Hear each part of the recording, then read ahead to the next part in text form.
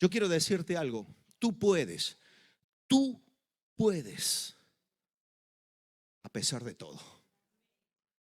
Tú puedes. Tú puedes llegar al propósito de Dios. Tú puedes ser útil a pesar de todo. Tú puedes ser de los que marquen y cambien la realidad de tu vida, de tu historia, de tu entorno, a pesar de todo. Es posible, hermano, a pesar de todo. Y quiero que te metas eso, hermano. Tú puedes, a pesar de todo, porque el que está por encima es el que cumplirá su propósito en nosotros. Y eso es lo que nosotros tenemos que anhelar. Y mira, en la palabra del Señor encontramos mucha gente, siervos de Dios, hombres, mujeres, que alcanzaron el propósito de Dios. Dios tenía un plan para ellos en un momento determinado de la historia, en un momento crucial tal vez de acontecimientos que iban sucediendo. Y Dios les usó. Y hay un hombre que a mí me encanta su vida porque habla de todos o de muchísimos aspectos que si nosotros los tenemos en cuenta, vamos a entender lo que implica caminar hacia ese propósito y cumplir ese propósito, porque a pesar de todo, insisto, a pesar de todo, a pesar de todo, a pesar de las dificultades, a pesar de las adversidades, a pesar de los errores, tú puedes llegar al propósito de Dios. Tú puedes. Y yo te quiero hablar de la vida de David, el rey David. El rey David. Rey tremendo. Un hombre de Dios. Pero un hombre de Dios que vivió algunas circunstancias que algunos, cuando las viven, se quedan en el camino. Y yo quiero hoy ayudarte para que no te quedes en el camino. Porque a lo mejor una de estas circunstancias te está pasando, ya te ha pasado, y ya te has rendido, ya bajó los brazos, ya has dicho, esto no va conmigo. Pues yo quiero animarte, porque si Dios cumplió su propósito en el rey David, un hombre que es conocido como alguien con el corazón conforme el corazón de Dios, así era David. Pero David no era perfecto. ¿Sabías que no era perfecto David? No era perfecto, ya vamos a ver. Yo creo que era muy imperfecto. Imperfecto, pero Dios ahí estaba. Y mira, una de las cuestiones que tuvo que superar David fue una situación en la que, a ver si me entendéis bien, lo ningunearon. ¿Sabéis qué significa eso? Así en la jerga coloquial, no lo tuvieron en cuenta. No lo tuvieron en cuenta. Fíjate lo que dice primer libro de Samuel, en el capítulo 16, resulta ser que Israel tenía un rey llamado Saúl. Este rey llamado Saúl fue desechado por Dios. Dijo, este hombre no funciona, no va. Y entonces voy a poner otro rey en su lugar. En el Antiguo Testamento, el Espíritu Santo era el que capacitaba a los profetas, a los reyes y a los sacerdotes para llevar adelante el plan y el propósito de Dios para el pueblo. Quiere decir que ser rey implicaba estar dentro de la voluntad de Dios, implicaba ser parte del plan de Dios e implicaba cumplir un propósito divino. ¿Por qué? Porque no se podían autodenominar ellos reyes. En ese momento de David no eran ellos los que decían, bueno, yo ahora voy a ser el rey. Dios ponía y lo puso a Saúl, y Saúl no estuvo a la altura. Saúl dejó de lado, no fue capaz de superar sus adversidades, sus situaciones y limitaciones, por eso quedó desechado. Pero yo te quiero hablar de alguien que sí lo logró, a pesar de todo. Insisto, a pesar de todo. Vuelve a decirle al que tienes a tu lado, hermano, a pesar de todo, dile. Ay, a pesar de todo, tú puedes. Llega el momento en el capítulo 16, fíjate qué situación tiene que vivir David. Él todavía no era rey, en el capítulo 16 del primer libro de Samuel no era rey todavía. pero iba a ser ungido como rey. Entonces dice, versículo 1, dijo el Señor a Samuel, en ese momento era el profeta: ¿hasta cuándo estarás llorando por Saúl, siendo que yo lo he rechazado para que no reine sobre Israel? Llena tu cuerno de aceite y ven, te enviaré a Isaí de Belén, porque de entre sus hijos me he elegido un rey. Fíjate qué fuerte lo que Dios dice. Yo me he elegido un rey que reine conforme a mi plan. Samuel preguntó: ¿cómo iré? Si Saúl lo supiera, me mataría. El Señor respondió: toma contigo una becerra de la vacada y di: a ofrecer sacrificios al Señor he venido. Invita a Isaí al sacrificio y yo te enseñaré lo que has de hacer. Me ungirás al que yo te diga. A ver, ¿qué es lo que dice aquí la palabra? Dios le dice al profeta: me ungirás al que yo te diga. Al que yo te diga. Y entonces cuando llega allí, yo te voy a resumir un poco la historia. Se presenta allí en la casa de Isaí, que era el papá de David. Pero David tenía 7 hermanos más. Eran 8 de familia. 8 varones ahí. Y dice la palabra, el verso 10, que hizo luego pasar Isaí 7 hijos suyos delante de Samuel. Pero Samuel dijo a Isaí: el Señor no ha elegido a estos. ¿Qué fue lo que dijo el Señor? No los ha elegido. Me has traído 7 opciones, ninguna es buena. Qué fuerte, ¿no? Y dijo Samuel a Isaí: ¿son todos estos tus hijos? E Isaí respondió: queda aún el menor, que apacienta las ovejas. Y dijo Samuel a Isaí: envía por él, porque no nos sentaremos a la mesa hasta que él venga aquí. Envió pues por él y lo hizo entrar. Era rubio, de hermosos ojos y de buen parecer. ¿Me recuerda a alguno de vosotros, hermanos? Entonces el Señor dijo, fíjate qué fuerte: levántate y úngelo, porque este es. Samuel tomó el cuerno del aceite y lo ungió en medio de sus hermanos. A partir de aquel día vino sobre David el Espíritu del Señor. Se levantó luego Samuel y regresó a Ramá. Fíjate qué fuerte la situación que tiene que afrontar David. Nosotros lo podemos tomar como algo normal, natural, no pasa nada. Ahí había 8 varones. Llega el profeta a la casa de Isaí. E Isaí considera que hay 7 que valen y uno que no vale. Es decir, Isaí tiene en cuenta a los 7 mayores, al menor no lo tiene en cuenta. ¿Por qué? Porque tanto Isaí como Samuel, como todo hombre, no podía ver el corazón que había en David. Por eso en un momento determinado Dios le tiene que decir al profeta Samuel, versículo 7, no mires a su parecer ni a lo grande de su estatura, porque yo lo desecho, porque el Señor no mira lo que mira el hombre, pues el hombre mira lo que está delante de sus ojos, pero el Señor mira el corazón. Dios había visto el corazón de David. Pero David tiene que enfrentarse a algo. Yo, en los años que llevo como pastor, si esta situación hubiera pasado, porque yo quiero que transportemos esto a nuestro tiempo, ¿vale? La iglesia es la familia del Señor, ¿lo sabías? Somos hermanos, por eso nos decimos, ¿qué tal hermano? ¿Qué tal hermana? ¿No? ¿Lo sabes? Algunos dicen, yo qué sé, por qué me dicen hermano, pero tenemos la misma sangre en común, que es la de Cristo. Nuestro hermano mayor, Jesús. Tenemos el mismo Padre, que es el Padre Celestial. Gloria a Dios. Por eso somos hermanos. Dije, mira a tu hermana y a tu hermano, míralo.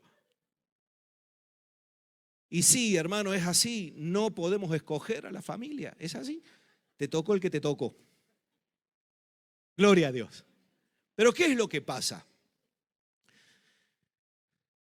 Yo lo veo a David cuando tú vas leyendo toda la historia de David. En ningún momento David manifiesta rencor ni resentimiento contra su familia. Insisto, yo voy a tratar de traer esa realidad a nuestros tiempos. La iglesia es la familia del Señor. A veces, ¿qué es lo que pasa? Hay que, no sé, ministerio, estamos llamando para el servicio, queremos que Dios, ¿verdad?, use, y de repente todos los ojos siempre están en todos menos en ti.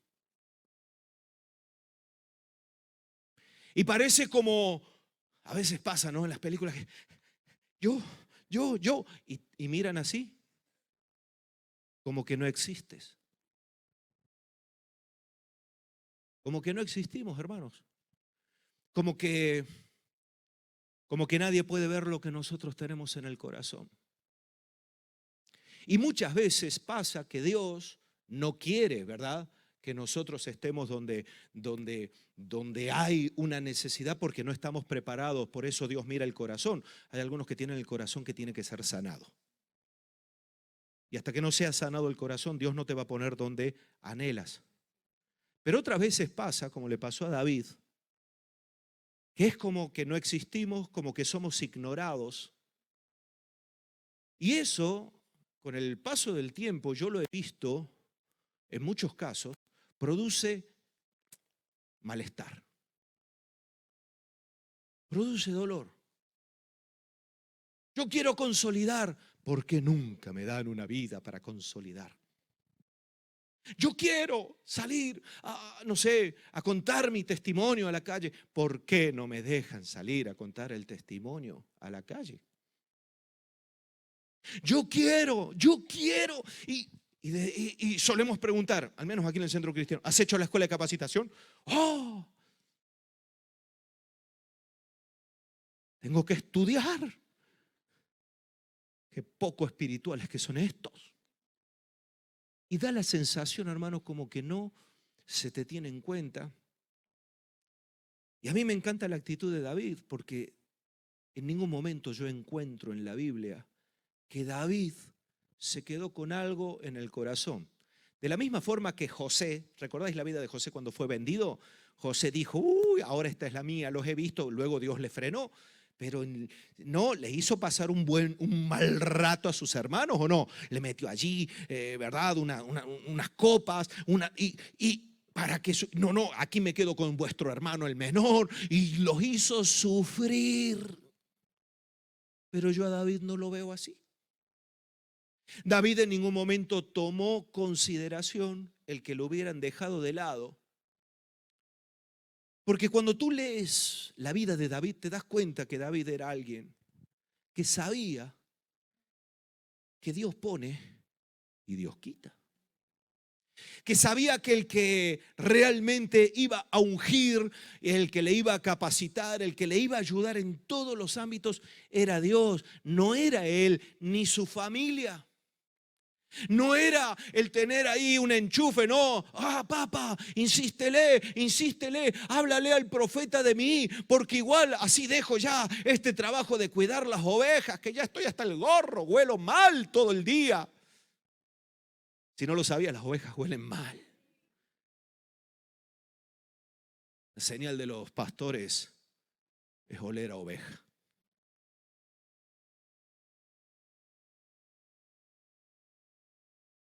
Es que es así. Cuando el pastor no huele a oveja, hay un problema. Pero ahí estaba David. Y David, mira, aceptó la realidad. Él entendió que él era el menor de todos. Entendió que había una tarea que debía desarrollar y él feliz de poder desarrollar esa tarea. De hecho, cuando escuchas las palabras de David, cuando tiene que enfrentarse a Goliat, él habla de esa experiencia que tuvo allí en la soledad con el rebaño, viendo lo que Dios podía hacer a la hora de defender el rebaño de un oso, de un león. Y eso le llenó de fe y le llevó. David entendió que todo lo que él vivió fue parte del proceso de preparación para alcanzar el propósito. Pero ¿cuál es el problema? Que cuando nosotros no entendemos eso, nos frustramos y abandonamos. He hecho la escuela de capacitación y no cuentan conmigo. Vengo a todos los cultos y no cuentan conmigo. Mira, yo te voy a decir algo.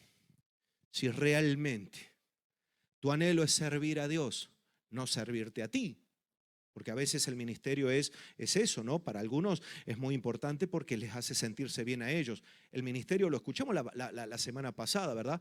Jesús no se hizo hombre porque Él sintiera alguna frustración como Dios. Se hizo hombre por amor a nosotros. Se despojó de una posición, se humilló, llegó hasta la muerte por amor. Bueno, cuando nosotros hablamos de alcanzar el propósito, tenemos que entender, hermanos, que a veces las cosas no funcionan como queremos y muchas veces la gente no va a ver lo que Dios está viendo. Pero tú te puedes convertir en alguien que sea del pueblo de Dios, rey como David, bendiciendo al pueblo, o alguien de los que maldice al pueblo. Alguien de los que abrumados y atados en el dolor de la soledad, del desprecio, del ninguneo, porque el diablo, hermanos, es un experto en hacernos creer ese rechazo, ese desprecio. Y en el fondo, lo que Dios quiere es que seamos capaces de entender que no llegaremos a un propósito que tiene que ver con Dios de la mano de hombre alguno, sino de la mano de Dios. Que da igual que la gente nos menosprecie, que da igual que no seamos tenidos en cuenta, da igual, hermano, porque tú tienes que hacer lo que debes hacer. David cuidó las ovejas de su padre y las cuidó bien. Nadie lo vio, nadie le felicitó, nadie hizo una fiesta diciendo: ¡ay, mi hijo David, qué maravilloso cómo cuida las ovejas! No, al contrario, viene el profeta, déjalo a David que cuide las ovejas, porque esto es importante, esto es serio, esto aquí hay cosa importante. Y David cuidando las ovejas. Por eso ese menosprecio tenemos que nosotros superarlo. Si no superas esa sensación de menosprecio, de aquí yo no voy a llegar, ¿sabes qué va a pasar? El enemigo te va a engañar de tal forma que te va a anular. Y David, hermano, llegó a ser un hombre conforme al corazón de Dios, le sirvió a Dios, fue el rey más importante, tanto que Dios, viéndolo a David, dijo: yo te voy a prometer que siempre habrá descendencia de tu casa. Por eso el Hijo de Dios, el Mesías, vino de la casa de David. No de cualquier otro rey, sino de David. David recibió esa promesa de parte de Dios. Porque aunque todo el mundo se olvide de nosotros, Dios no se olvida. Y Dios tiene un plan. Y Dios tiene un propósito, hermano. Y mientras llega la manifestación total de ese plan, nosotros tenemos que servirle a Dios con gozo, con alegría. Y no guardar nada en el corazón. No guardar nada en el corazón. Ay, mi familia, ay, mi iglesia. Me voy a ir a otra iglesia porque ahí sí saben valorar. Tienes toda la libertad de hacerlo, hermano. Porque si tu motivación es hacer 4 cositas, puedes irte a donde quieras y te den oportunidad más. Te puedes abrir tu iglesia. Ahí vas a ser pastor, cantante. En la escuela dominical te vas a poner maestro. Vas a hacer de todo. ¿Quién te va a decir algo? Porque hoy en día aquí en España se puede alquilar un local y poner un cartel, lo que no te hace ni pastor, ni hace que eso sea una iglesia. Las cosas tienen que ir dentro del plan y del propósito de Dios. Y ahí es donde el enemigo dice: ay, pero si esto, míralo, anda continuamente angustiado, afligido, en el corazón ahí, porque se siente menospreciado. Si te sientes menospreciado, tienes que aprender de Cristo Jesús, que Él fue verdaderamente menospreciado y aún estando clavado en la cruz, Él dijo: me da igual, Padre, perdónalos porque estos no saben lo que hacen. El corazón tiene que estar sano. Fíjate, la vida de David es ungido rey. Y empiezan a acontecer, ¿verdad?, en la vida de David ciertos hechos que son tremendos. Como por ejemplo que David se enfrenta a Goliat, lo vence, cuando todo el ejército estaba allí paralizado, pero él tenía la unción de Dios y había un propósito de Dios para su vida y empezó a ver un plan, un camino que David empezó a recorrer. Y cuando llega el momento, se enfrenta a Goliat y lo vence. Y entonces Saúl pregunta, ¿pero quién es este muchacho? ¿De dónde ha salido este? ¿Cómo puede ser que no lo hayamos visto? Tenía entre 15 y 17 años. Tengo a todo mi ejército allí acobardado como gallinas y viene un crío, 17 años. Así, ¿no? Claro, sacando pecho, diciendo, tú vienes a mí con lanza y jabalina, yo vengo a ti en el nombre de Jehová de los ejércitos. Y el grandote se reía. ¿Qué te piensas? ¿Que yo soy un perro que vienes a mí con una varita y una piedra? ¿Dónde? Y dice, no te equivoques, Goliat, porque yo peleo en el nombre de Jehová de los ejércitos. Y que sepas, Goliat, que tú a mí no me has provocado, ni al ejército ni Saúl, que no somos nada. Cuando te has metido con el pueblo, te has metido con el Dios del pueblo. Que sepas que hoy Dios me va a dar la victoria sobre ti. Y ahí agarra de una pedrada, qué humillante, ¿eh? Un tío, un guerrero capacitado, espada, lanza. Imagínate, preparado para la guerra, que venga un adolescente y de una pedrada.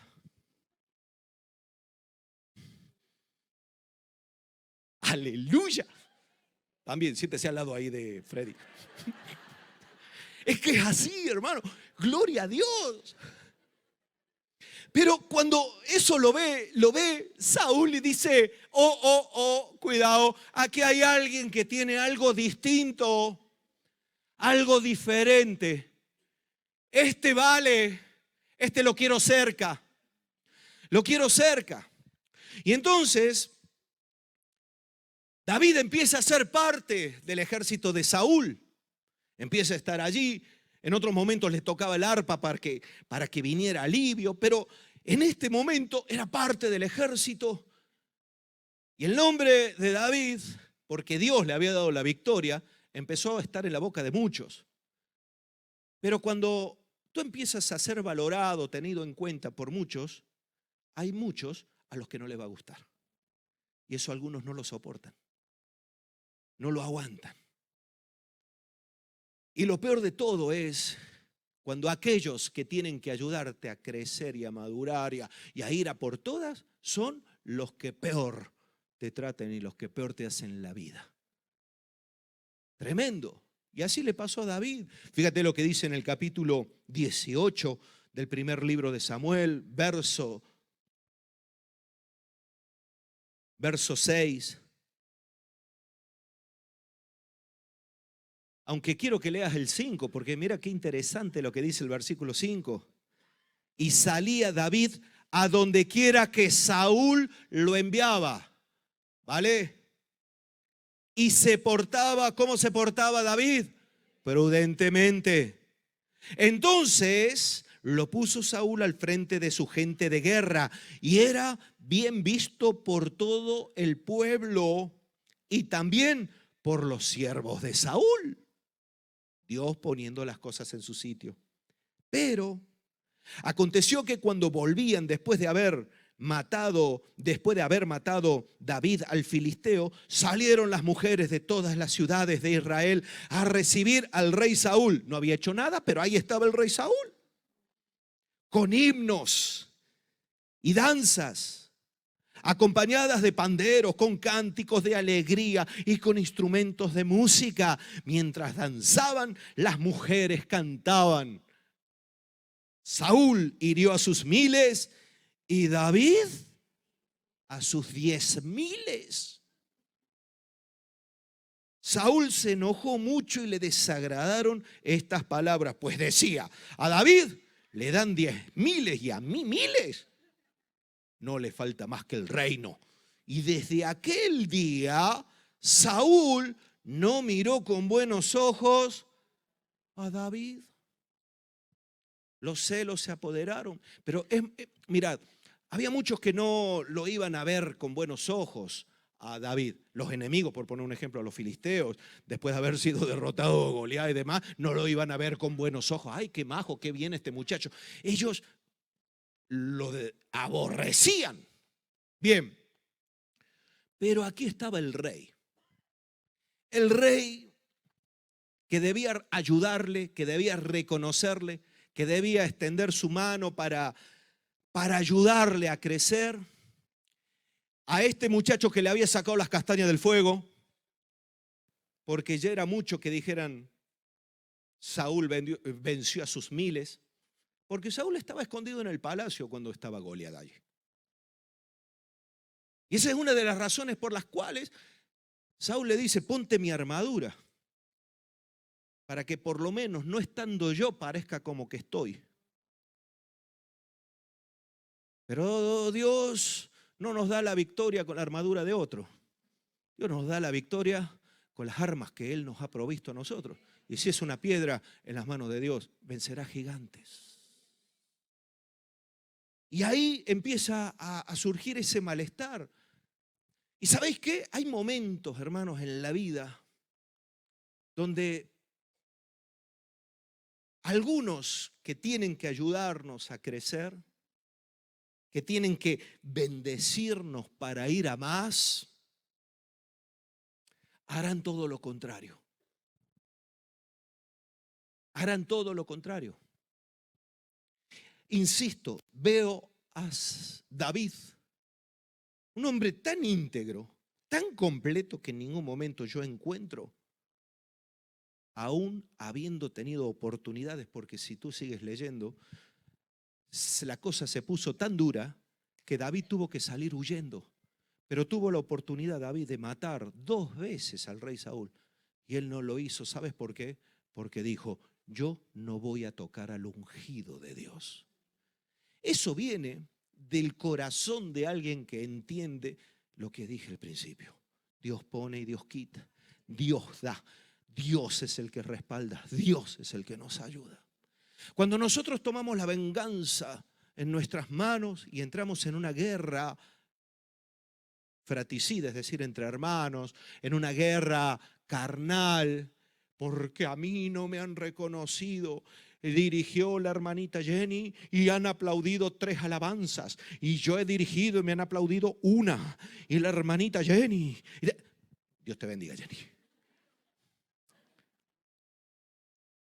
Y empiezas ahí, pastora, quiero hablar con usted es la responsable de la alabanza, ¿cómo puede ser que a esta 3 veces le hayan aplaudido ahí en medio de la alabanza y a mí 1? Y esto no, y esto debe ser porque usted con Jenny son amigas. Seguramente que cuando llega su cumpleaños, Jenny le trae algún regalito. Dígalo, dígalo. Venga.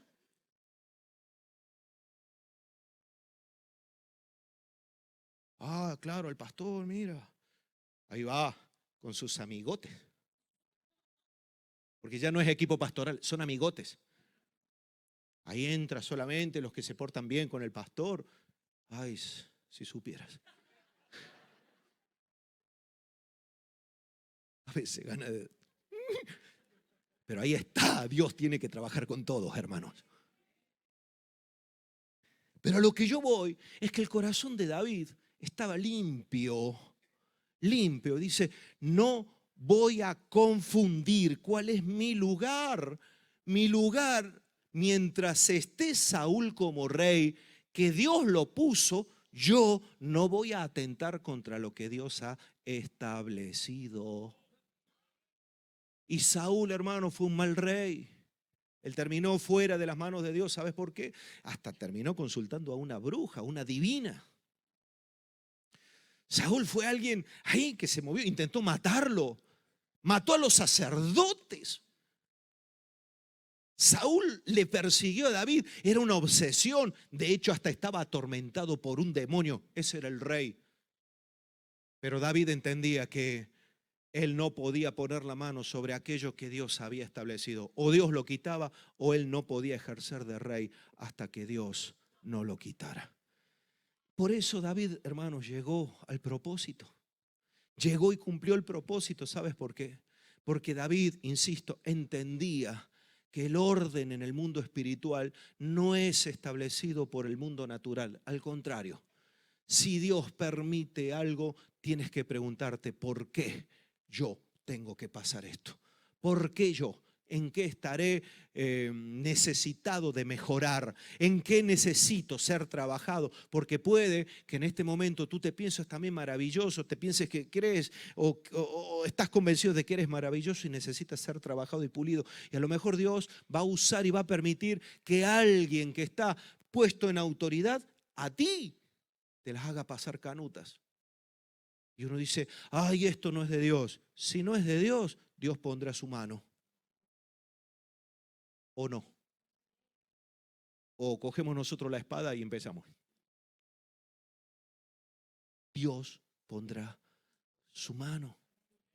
Por eso David llegó a donde llegó, porque aunque él fue abandonado por su mentor, y ahí es donde tú empiezas a valorar.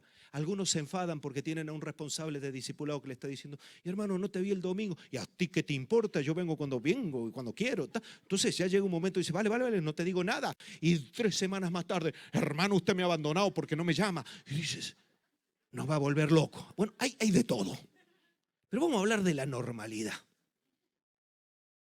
De aquel que quiere servir a Dios, que está dispuesto, que entiende que Dios tiene un propósito y a lo mejor no encuentra el apoyo que está esperando. Incluso a veces puede ser que no encuentre ni siquiera la ayuda que está necesitando. Pero el que tiene a Dios, hermano, sabe que hay un propósito a pesar de todo. Y David lo vivió. Por eso necesitamos a veces también ser sanados de cositas. De cositas que hay en el corazón. No, bueno, me has entendido. Sanado en el corazón. No sé cómo está tu corazón, pero tenemos que ser sanados. A veces que vamos a ser ninguneados y otras veces vamos a ser obstruidos, obstaculizados y despertaremos a lo mejor un sentimiento que no es muy de Dios en aquellos que están a nuestro lado. Pero cuando tú tienes claro que tienes un propósito de parte de Dios, te da igual. Y tú te mantienes haciendo lo que debes hacer. Lo que debes hacer, que fue lo que hizo David. David hizo lo que debía, por eso David terminó en un lugar diferente al que terminó Saúl. Y por último, lo más difícil de todo no es tanto superar lo que los demás nos hacen. Lo más difícil de todo es superar lo que nosotros nos hacemos a nosotros mismos. Y ese es el mayor problema. Y David tuvo que experimentarlo. David pasó por un momento en el que su vida fue, ¿cómo diríamos? Objeto de unas acciones que no tenían nada que ver con honrar a Dios. David pecó muy feo delante de Dios. Por eso, si David pecando como pecó tan feo, Dios siguió manteniendo su fidelidad para con él. Yo quiero traerte una palabra de ánimo en esta mañana. ¿Por qué? Porque algunos ya se han autoeliminado en los planes del Señor y dicen, yo me conformo con que me dejen, como el hijo pródigo, comer allí con los siervos y demás. Cuando aquel que se arrepiente y se vuelve a Dios, Dios le perdona, Dios le restaura y Dios le trata como un verdadero hijo. Pero hay que aprender a superar eso. David lo hizo muy feo. Capítulo 11 del segundo libro de Samuel, versículo 1. Fijaos lo que dice, aconteció al año siguiente, en el tiempo en que salen los reyes a la guerra, que David envió a Joab junto con sus siervos y con todo Israel, y ellos derrotaron a los amonitas y sitiaron a Rabá. Pero David se quedó en Jerusalén. Fíjate cómo empieza este texto. En el tiempo en que salen los reyes a la guerra, El rey David, ¿dónde estaba? En el palacio, no estaba en la guerra. Insisto, en el tiempo en el que los reyes salen a la guerra, el rey David no estaba en la guerra, estaba en el palacio. Por eso las cosas no suceden por casualidad, hermanos. Una tarde, después de levantarse de la siesta,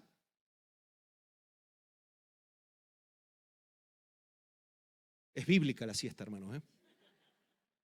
Si te quieres parecerte a David, yo por eso digo, yo quiero ser como el rey David, aunque sea en la siesta.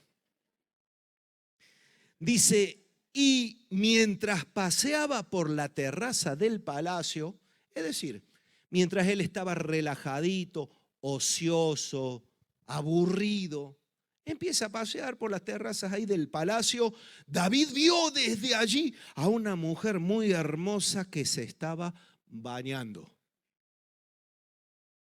Si David hubiera estado en la guerra, ¿la hubiera visto a esta mujer? No, ¿a qué no?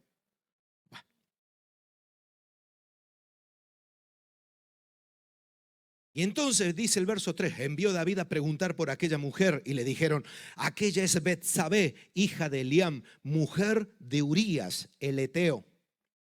Envió David mensajeros que la trajeran y dijo, yo aquí hago lo que quiero. Y la tomó. Cuando llegó, él durmió con ella, es decir, mantuvo relaciones sexuales con ella. Luego ella se purificó de su inmundicia y regresó a su casa. La mujer concibió y mandó a decir a David, estoy embarazada.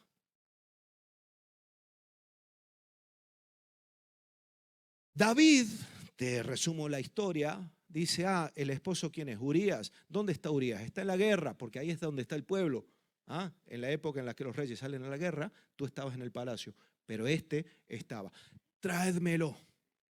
Lo trae Urías y el plan de David era, oye, anda majo, te voy a dar unos días de fiesta y vete con la familia, ahí con la mujer y demás. ¿Por qué? Porque lo normal era que estuviera con la mujer, que después de estar en la guerra y demás quisiera estar en otro tipo de conflicto.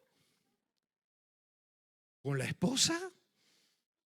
Y Urías era tan fiel que dice, no, y se quedaba a dormir fuera del palacio. Y los siervos le decían a David, David, es que este Urías es más fiel que para qué.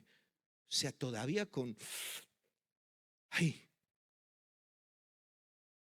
Y entonces David planificó algo y dice, bueno, mira, como no quiere tener relaciones con su esposa en este tiempo, para luego engañar y hacer ver que el resultado de ese embarazo es de él y no mío, lo vamos a mandar, y dice, mándamelo a la primera línea de batalla, a donde está la batalla más recia y donde están los mejores hombres. Pero dio una orden y dijo, déjatelo solo. Y lo mataron.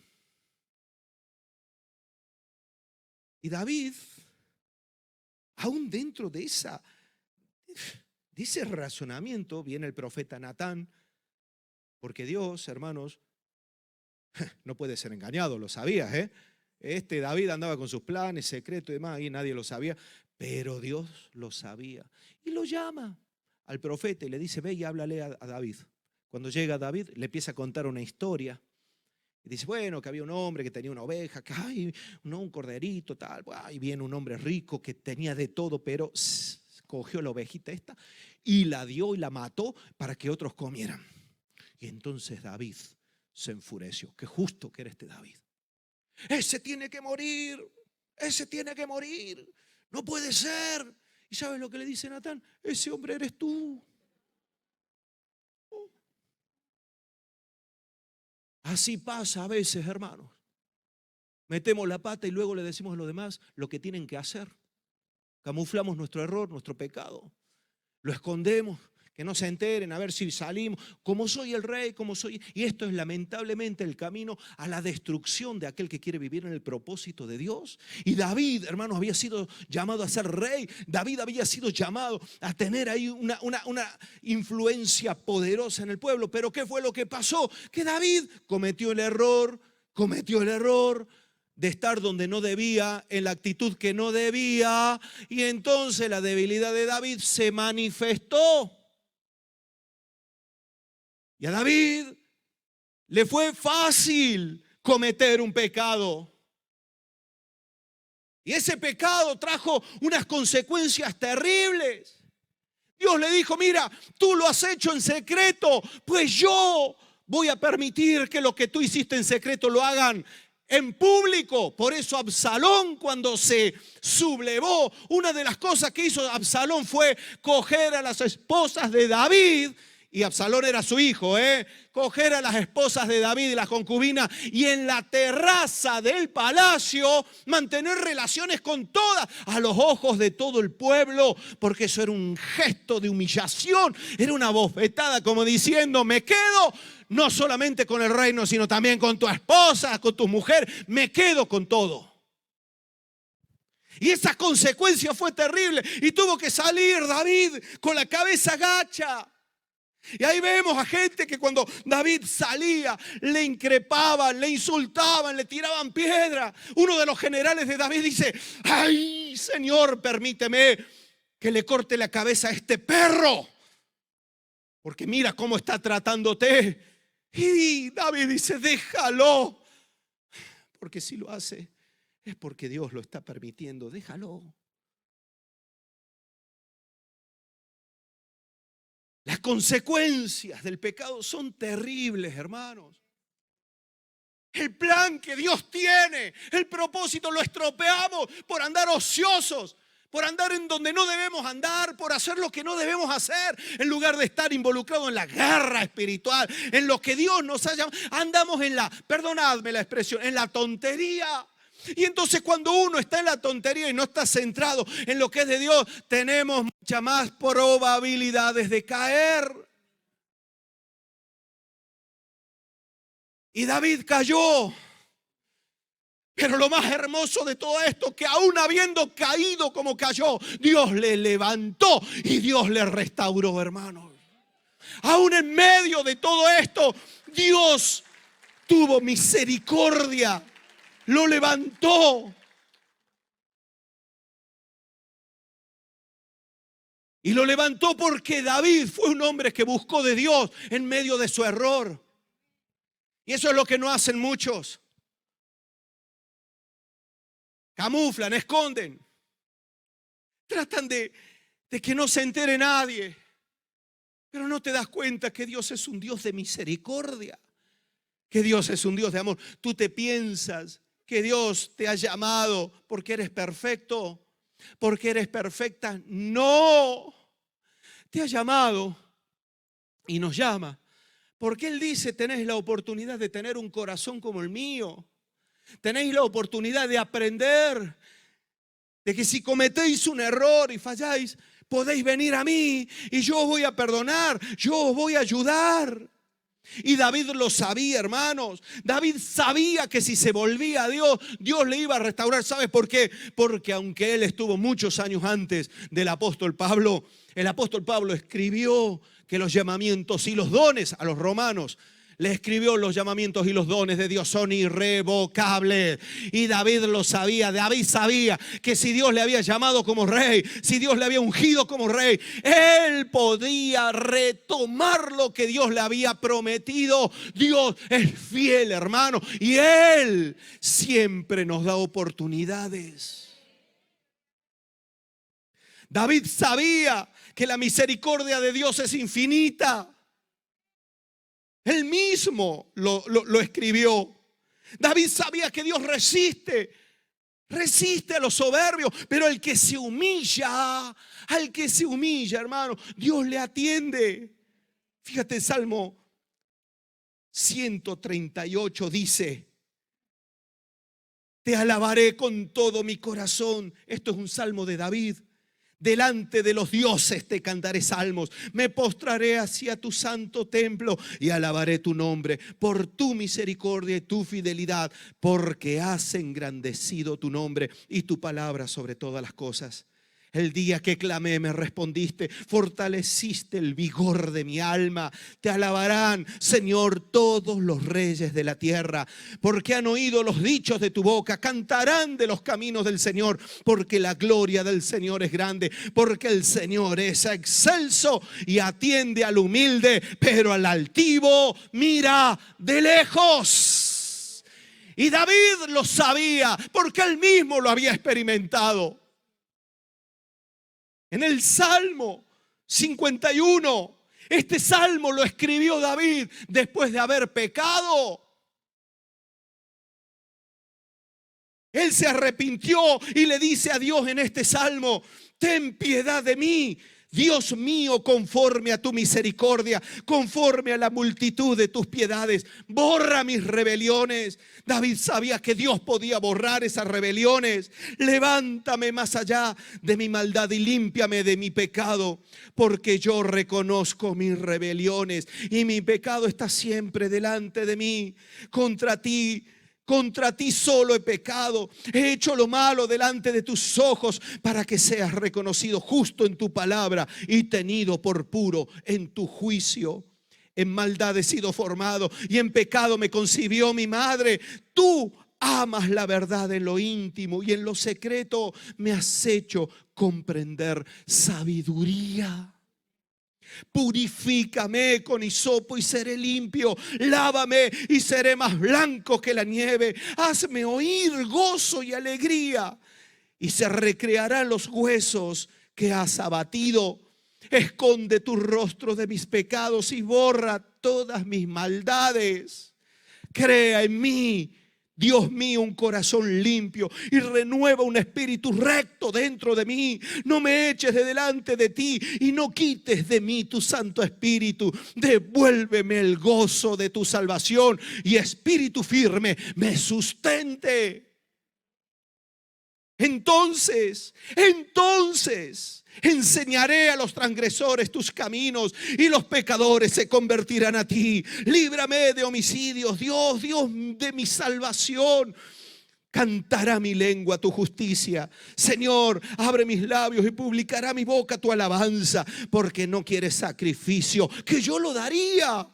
No quieres holocausto. Los sacrificios de Dios son el espíritu quebrantado, el corazón contrito y humillado. No despreciarás tú, Dios mío. Haz bien con tu benevolencia a Sión. Edifica los muros de Jerusalén. Entonces te agradarán los sacrificios de justicia, el holocausto u ofrenda del todo quemada. Entonces se ofrecerán becerros sobre tu altar. Eso lo escribió alguien después de haber pecado y matado a un hombre injustamente.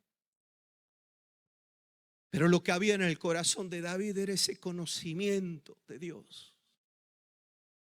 Ese Dios que aún en lo más profundo de nuestro barro siempre se acerca, siempre extiende su mano.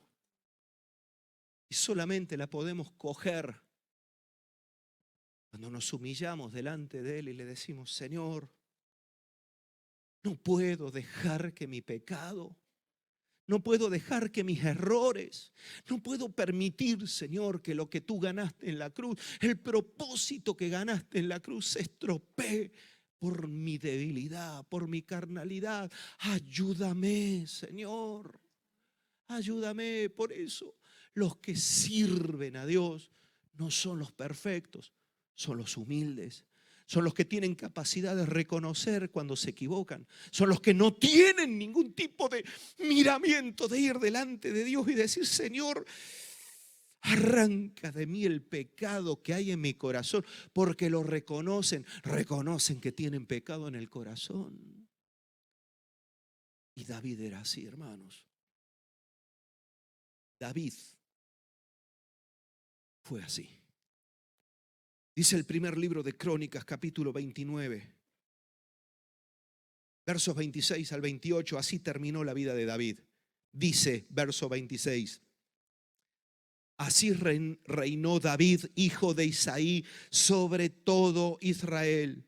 El tiempo que reinó sobre Israel fue 40 años. 7 años reinó en Hebrón y 33 reinó en Jerusalén.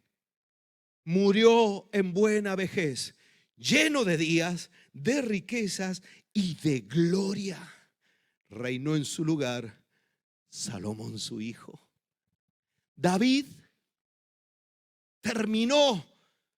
Si hubiera conocido al apóstol Pablo en esa época, hubiera hecho suyas las palabras: he corrido la carrera, he peleado la buena batalla, he acabado la carrera. Ahora lo que me resta es estar en la presencia de Dios, porque el que se arrepiente, Dios le restaura.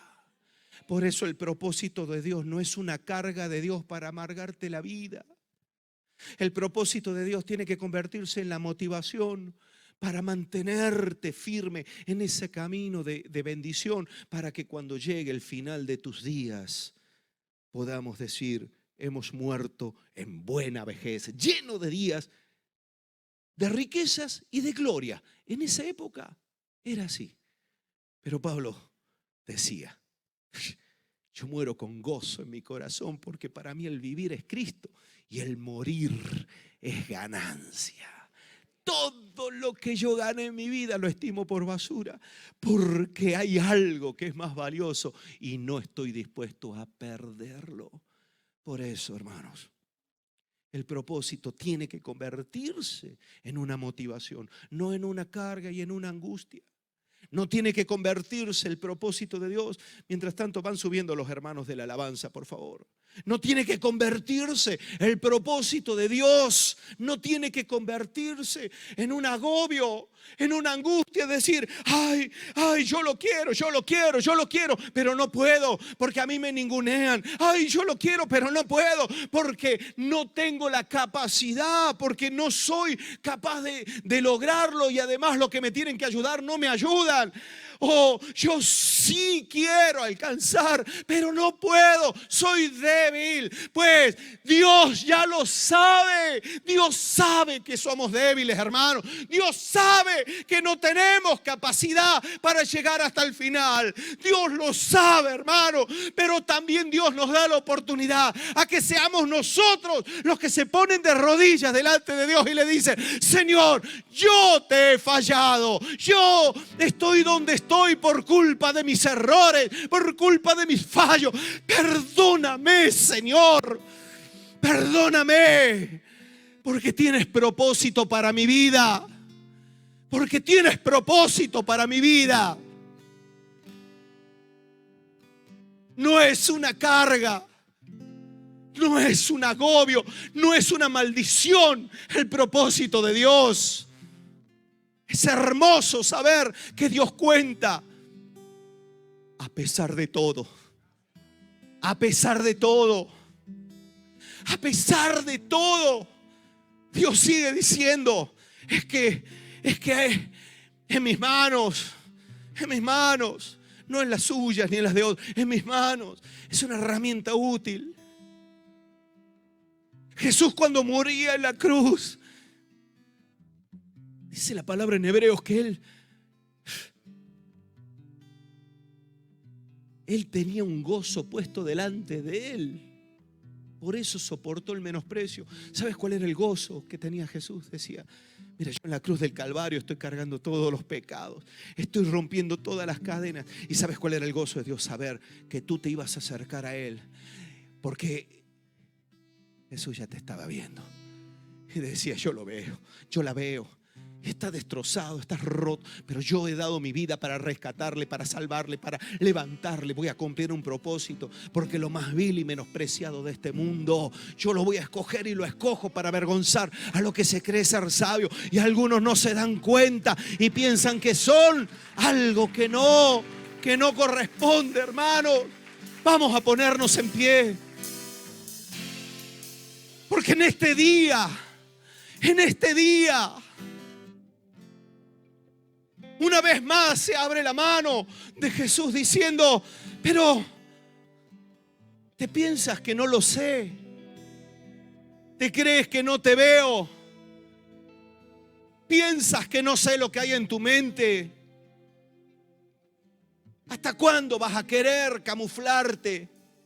¿Hasta cuándo vas a querer disimular? Eso es lo que Dios le mandó a decir a David a través del profeta Natán.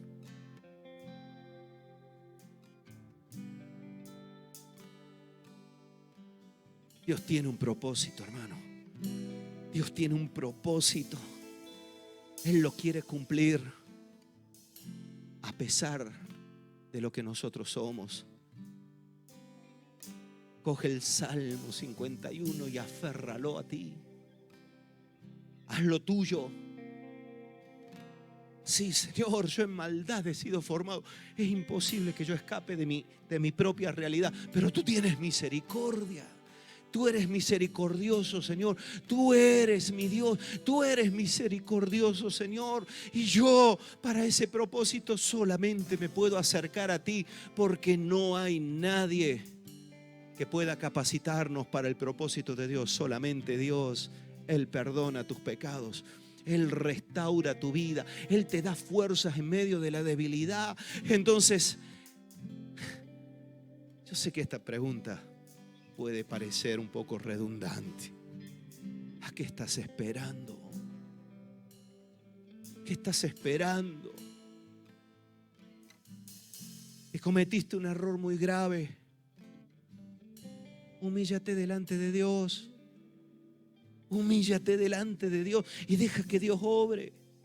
Que te sientes condenado, alejado de Dios, acércate a Él en oración, clama a Él, humíllate. Y este Dios que perdonó a David, que restauró a David, que levantó a David y que hizo que David llegara hasta el último día de su vida, habiendo alcanzado el propósito por el cual lo puso, es el mismo Dios que está contigo. Es el mismo Dios que está mirando tu vida. Es el mismo Dios que te está diciendo, mira, es que no es porque seas perfecto, es porque yo te amo y tengo un plan para tu vida. Es que no pienses que no te vas a equivocar nunca, pero aún en medio de la equivocación tenemos la puerta abierta. Yo sé que algunos quieren aprovechar esto para vivir de cualquier forma y decir, como Dios es misericordioso, voy a hacer lo que quiera. No te equivoques, ¿vale? Porque la humillación, el verdadero corazón contrito, Dios lo distingue muy bien. Dios sabe muy bien cuando hay verdadero arrepentimiento o cuando hay teatro, hipocresía. ¡Ay, Señor, cuánto me duele haberte fallado! Mentira, porque en la primera de cambio ya vuelves otra vez a lo mismo.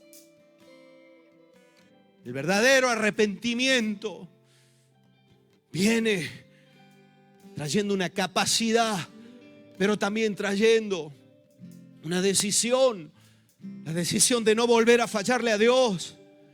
David no volvió a hacer lo mismo con Betsabé. Cometió otro error, mandó a hacer un censo al pueblo y trajo consecuencias. Nunca más volvió a hacer otro censo. David aprovechó la misericordia de Dios y aprendió de sus propios errores. Y cuando uno aprende de los propios errores y es sacado por Dios, es fortalecido y llevado a otro nivel, hermano.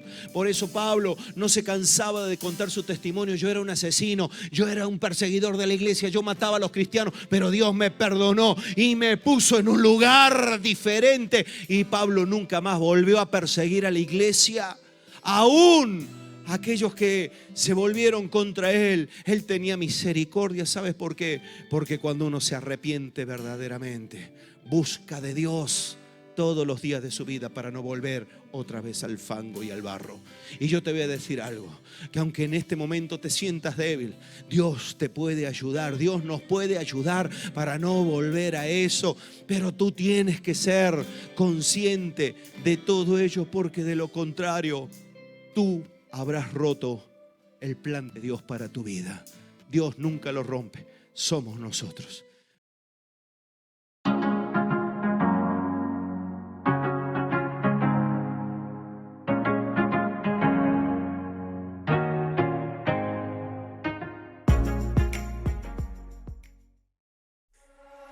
Renovación del compromiso misionero.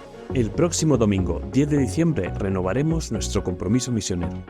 Este compromiso es la cantidad económica que daremos como familia para las misiones durante el año que empieza, después de orar y pedir dirección a Dios. Se puede afrontar mes a mes, trimestral, semestral o anualmente. Quiere decir que la cantidad que has dispuesto en tu corazón sembrar para el año próximo podrás hacerlo en esos plazos de tiempo. Siendo conscientes de la gran necesidad que hay, también añadiremos la posibilidad de sembrar en el proyecto Operación Niño de la Navidad, y para ello tendremos la oportunidad de indicar con cuántas cajitas colaboraremos para el año. ¿Qué pasos debemos dar para todo esto? Ora.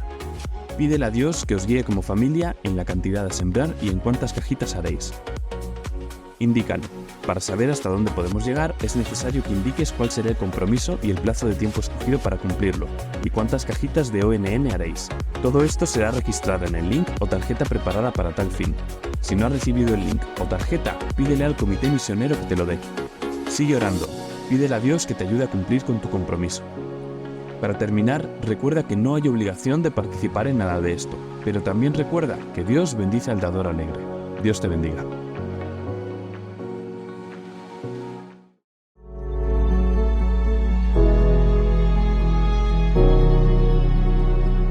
Nos alegra que hayas conectado con nosotros.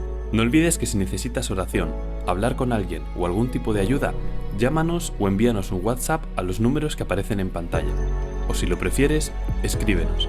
Estamos para ayudarte.